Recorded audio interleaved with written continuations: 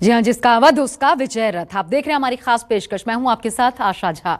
UP में विधानसभा चुनाव भले ही अगले साल हैं, लेकिन सूबे में सियासत की अभी से पुरवैया तेज हो गई है। नेताओं का यूपी में डेरा जम चुका है। नफा नुकसान का जोड़ घटाव हो रहा है।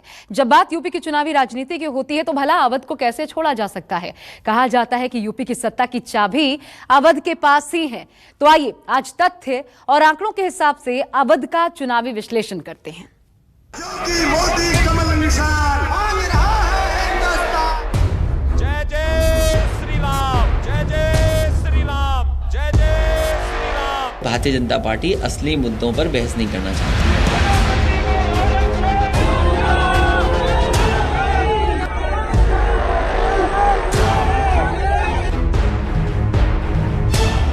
कहीं हिंसा हुई है, कहीं बम फूटे हैं, कहीं पे गोली लगी है, कहीं पे मारपीट हुई है, कहीं पे महिलाओं के साथ अत्याचार हो रहा है। आज यूपी में कानून का राज है। भारतीय जनता पार्टी की सरकार बनेगी, कोई संदेह नहीं।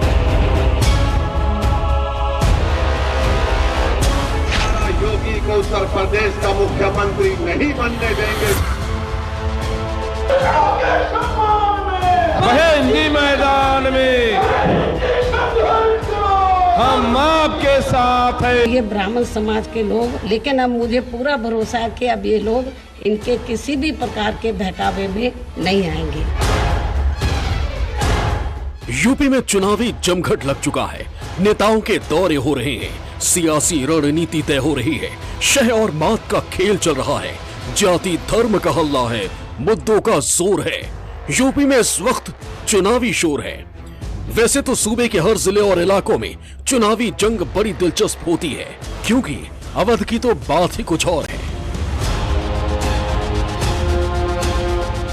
धार्मिक, पौराणिक और सियासत का सबसे बड़ा केंद्र, गंगा जमुनी तहजीब का गढ़, नवाबों की विरासत और कौमी एकता के मिसाल, हिंदुओं की आस्था का धर्म स्थान, कुछ ऐसा है यूपी का अवध। अगले साल यूपी में विधानसभा चुनाव हैं। यूपी ही नहीं, पूरे देश में खासा महत्व रखने वाले अवध इलाके में सियासी सूरमाओं की मौजूदगी अक्सर चुनावी तपिश को बढ़ा देती है। 2022 में अवध की राजनीतिक जंग से ही साबित होगा कि यूपी की सत्ता का सूरमा कौन बनेगा। राजनीति में अवध की पहचान सबसे पुरानी है। 1957 में पहली बार यहां अटल बिहारी वाजपेयी कांग्रेस के हैदर हुसैन को हराकर चुनाव जीते थे। इसी इलाके से सोशलिस्ट नेता रामसेवक यादव बाराबंकी से 3 बार विजय हुए। वाजपेयी तो 1962 में कांग्रेस की सुभद्रा जोशी से चुनाव हार गए, लेकिन रामसेवक यादव 1962 और 1967 में भी विरोधियों को पस्त करते रहे। अयोध्या आंदोलन में विनय कटियार लगातार 3 बार चुनाव जीते, लेकिन 1998 में हारने के बाद दोबारा मैदान में उतरने की हिम्मत नहीं की। अवध की सियासत समझने से पहले ये जान लेते हैं कि यूपी के अवध इलाके में कितने जिले आते हैं और यहाँ पर विधानसभा की कितनी सीटें हैं। यूपी के अवध इलाके में 14 जिले आते हैं, जिनमें लखीमपुर खीरी, सीतापुर, फर्रुखाबाद, औरैया, लखनऊ, अयोध्या, कानपुर देहात, कानपुर नगर, उन्नाव, रायबरेली, बाराबंकी, हरदोई और इटावा। 403 विधानसभा सीटों वाले यूपी की 81 विधानसभा सीटें सिर्फ अवध में आती हैं। इसलिए यूपी की सत्ता पर काबिज होने के लिए यूपी के दिल अवध में जगह बनाना बेहद जरूरी होता है। ये हम ऐसे ही नहीं कह रहे हैं, बल्कि आंकड़ों और चुनाव नतीजों का बारीकी से अध्ययन करने के बाद कह रहे हैं। अगर बात की जाए 2017 के विधानसभा चुनाव की, तो उस वक्त अवध में बीजेपी ने 67 सीटों पर कब्जा जमाया था। मायावती की पार्टी बीएसपी को 6 सीटें मिली थी। एसपी को सिर्फ 6 सीटों से ही संतोष करना पड़ा था। कांग्रेस 2 सीटें ही जीत पाई थी। वास्तविकता कि उसमें रहना ही नहीं चाहते, को स्वीकार करना ही नहीं चाहते। अगर हर चीज अखिलेश जी कर देते तो फिर क्यों अखिलेश जी को जनता ने यहां से दौड़ाया है, क्यों भगाया है? भाई आज भी उपचुनाव में क्यों हार गए, लोकसभा चुनाव में क्यों हार गए?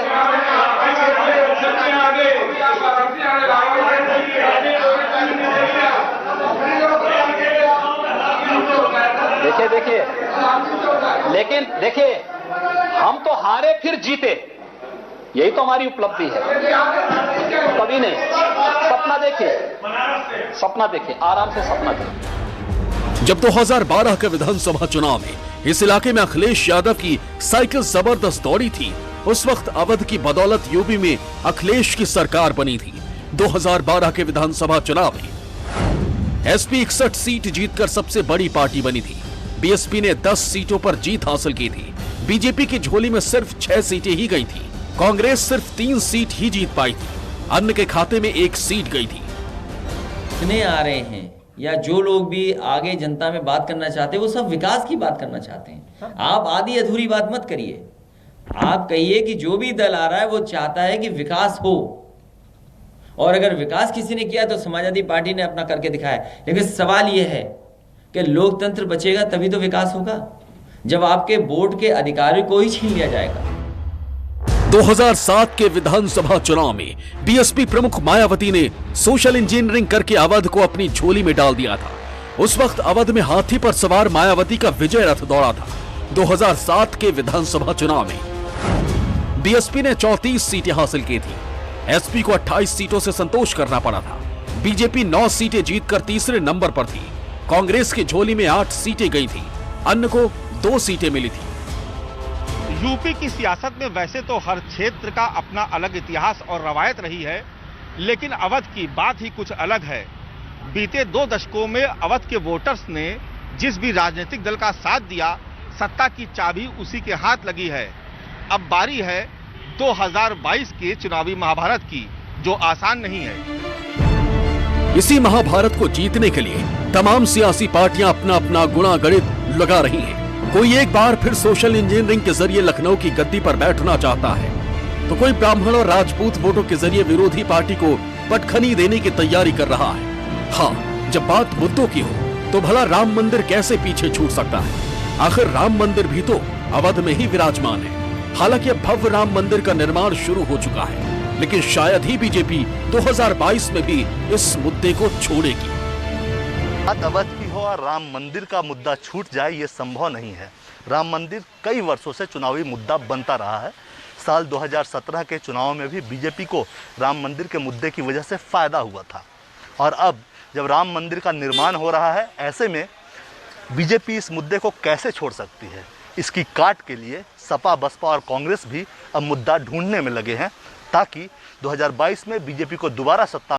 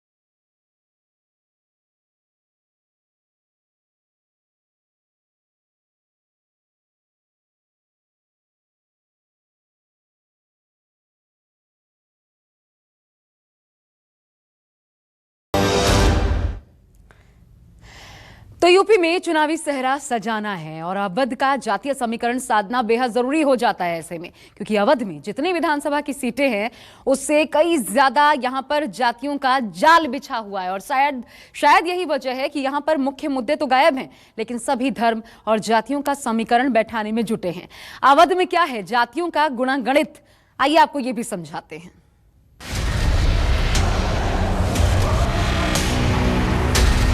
मुस्लिम समाज के लोग उन सीटों पर अपना वोट सपा व कांग्रेस पार्टी के उम्मीदवारों को देकर बांटे ना। अली पर सपा बसपा को अली पर विश्वास है, हमें भी बजरंग बली पर विश्वास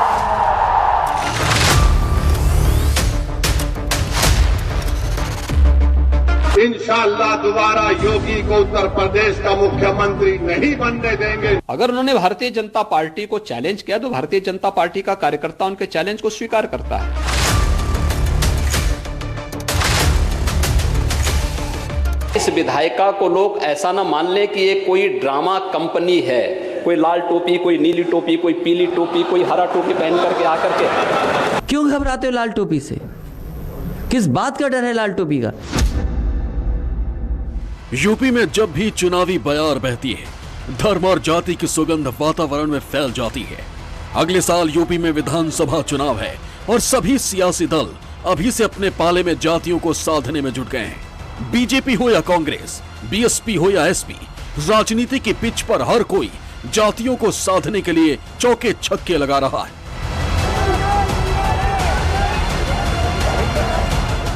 अब इस सरकार में यहाँ अपर कास्ट समाज में से खासकर ब्राह्मण समाज तो बहुत ज़्यादा दुखी है, जिन्होंने पिछले विधानसभा आम चुनाव में बीजेपी के बहकावे में आकर इस पार्टी को बढ़ चढ़कर एक तरफा अपना वोट दिया था और इनकी पूरे 5 साल के लिए सरकार भी बनाई।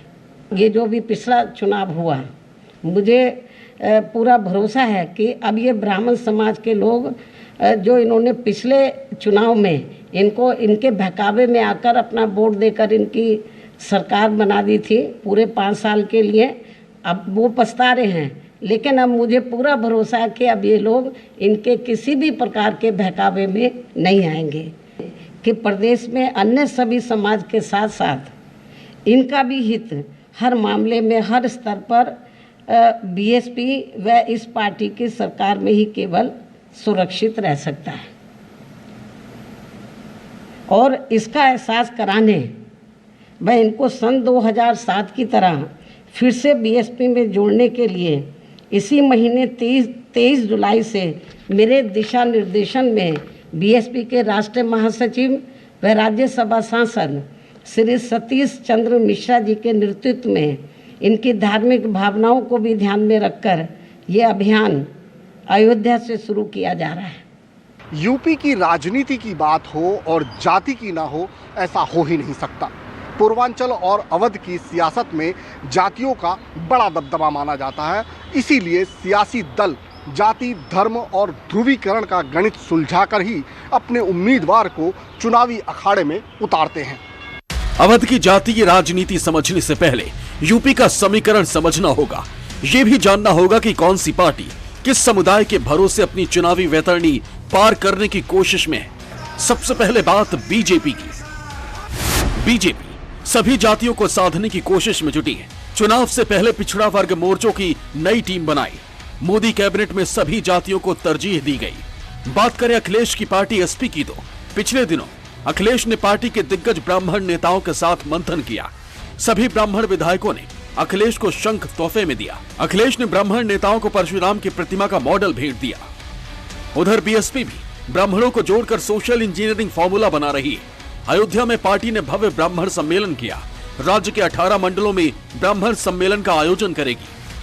उधर यूपी में 3 दशक से सत्ता का वनवास झेल रही कांग्रेस को सूबे में दोबारा से खड़ा करने की जिम्मेदारी प्रियंका गांधी के कंधों पर है।